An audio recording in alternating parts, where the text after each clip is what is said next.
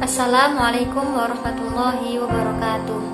Perkenalkan, nama saya Haniah Mahmudah dengan NIM 21423155. Di sini saya akan menjelaskan atau menjawab soal UTS dari mata kuliah dari mata kuliah pengantar keuangan Islam kelas B yang diampu oleh Pak Anom Garbo.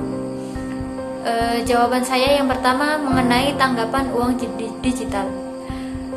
Sudah seharusnya sih masyarakat mengenal dan sudah maklum dengan uang digital. Karena apa?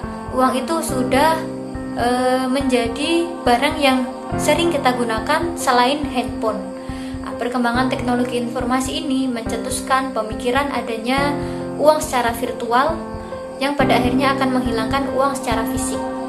Mata uang digital memiliki karakteristik yang mirip dengan uang konvensional, tetapi umumnya uang digital itu tidak memiliki fisik, tidak seperti mata uang kertas atau logam yang dicetak atau uang kuartal. Selanjutnya, apa sih hukum dari uang digital itu? Hukum dari penggunaan uang digital atau hukum uang digital sendiri hukumnya mubah, boleh. Karena apa? Uang digital itu fungsinya untuk memudahkan. Uang elektronik itu seperti pada uang biasa. Fungsinya juga sama, memiliki nilai yang sama juga.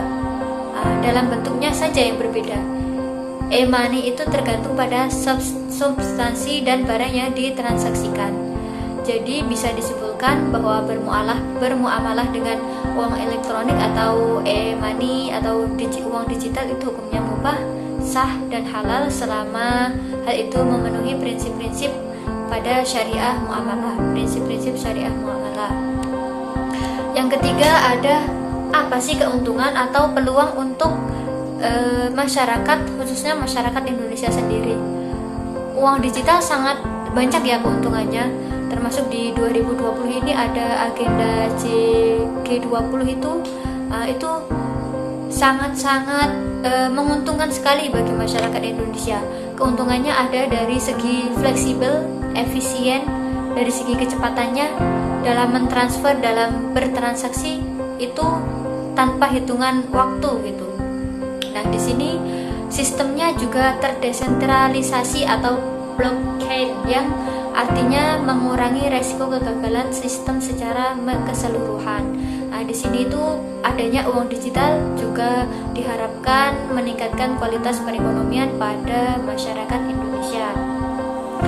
Soal yang keempat, ada kritik uang koin selain dirham dan dinar. Mampu nggak sih uang digital itu mengatasi masalah-masalah pada uang-uang sebelumnya? Nah, penggunaan uang itu pada dasarnya sama, memiliki nilai fungsi yang sama, bentuknya saja yang berbeda.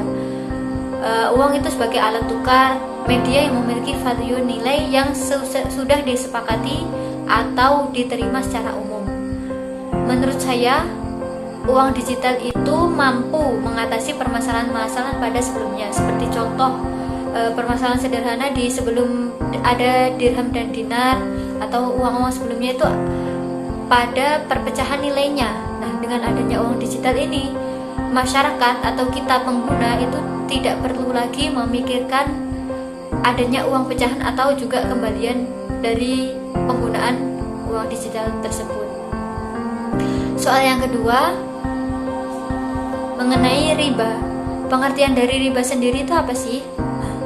Ada riba di sekitar saya. Menurut saya atau sepengetahuan saya itu sudah tidak ada riba di daerah saya. Saya ada di Kulon Progo. Seperti contoh riba jahiliyah yang 100.000 dibayar 120, atau mindring, ya bahasa Jawanya itu mindring, atau bisa disebut juga sales marketing berupa perabotan atau apapun itu yang sistemnya door to door itu alhamdulillah sudah tidak ada. Semoga pengetahuan saya ini juga sudah berlaku di masyarakat atau di sekitar saya sesuai di mana masyarakat itu sudah mengetahui bahaya hukum dan bentuk dari riba yang ada. Kemudian yang kedua, riba itu juga ada di dalamnya bunga bank. Nah, ada pendapat-pendapat yang khilafiyah mengenai bunga bank. Bagaimana sih tanggapan saya dari bunga bank itu sendiri? Kalau saya mengutip dari beberapa artikel, di sini ada politikus Syariah kontemporer Dua Libi. Beliau membedakan antara pinjaman untuk konsumsi dengan pinjaman untuk produksi dan berpendapat bahwa bunga pada pinjaman untuk produksi adalah halal, tetapi bunga pada pinjaman untuk konsumsi adalah haram. Kemudian ada pengertian dari riba dan contoh-contohnya. Singkat saja, pengertian dari riba itu ada penambahan atau ziyadah, kelebihan. Kelebihan pada apa? Tambahan pada harta atau pokok utama.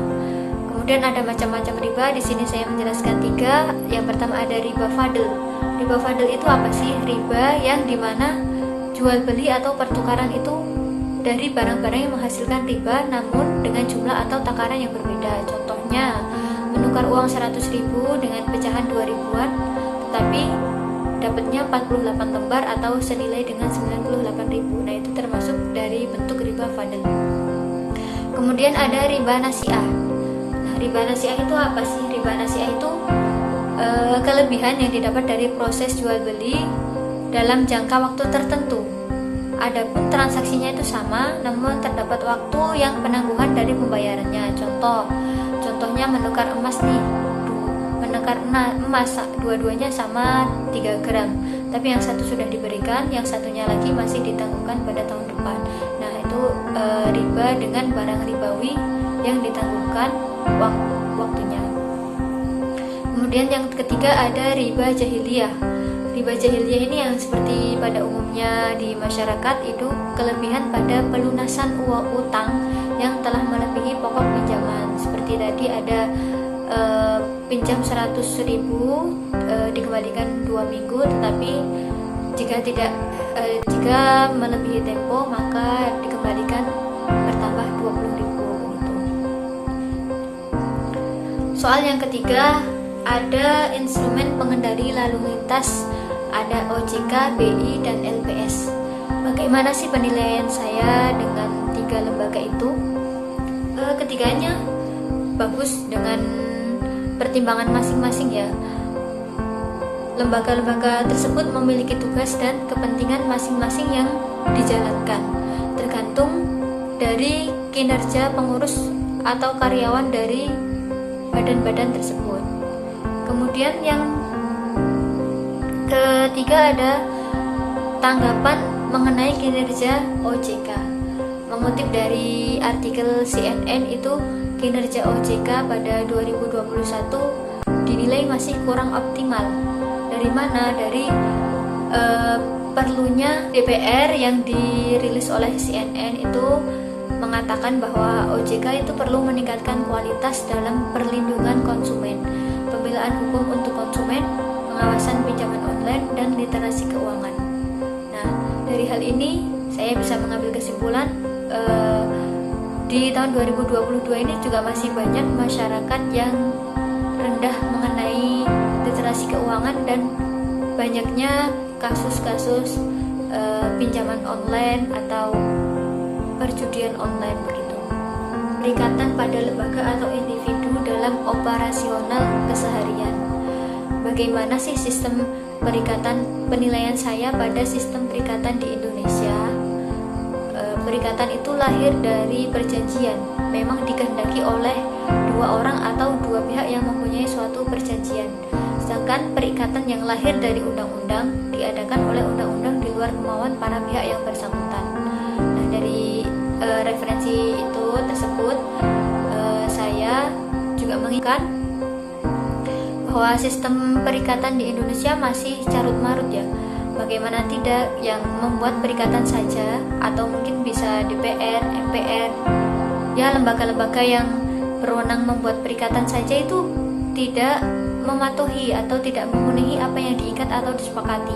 Apalagi masyarakat yang tidak ada keinginan untuk atau tidak mensetujui perikatan tersebut. Kemudian pengalaman aktivitas saya dalam perikatan, kalau melihat dari referensi saya perikatan yang saya lakukan itu pada kegiatan jual beli pada umumnya. Saya sebagai pembeli memiliki kewajiban menyerahkan uang dengan ketentuan yang telah disepakati, dan penjual memberikan barang yang diinginkan pembeli atau saya. Terima kasih, sekian. Wassalamualaikum warahmatullahi wabarakatuh.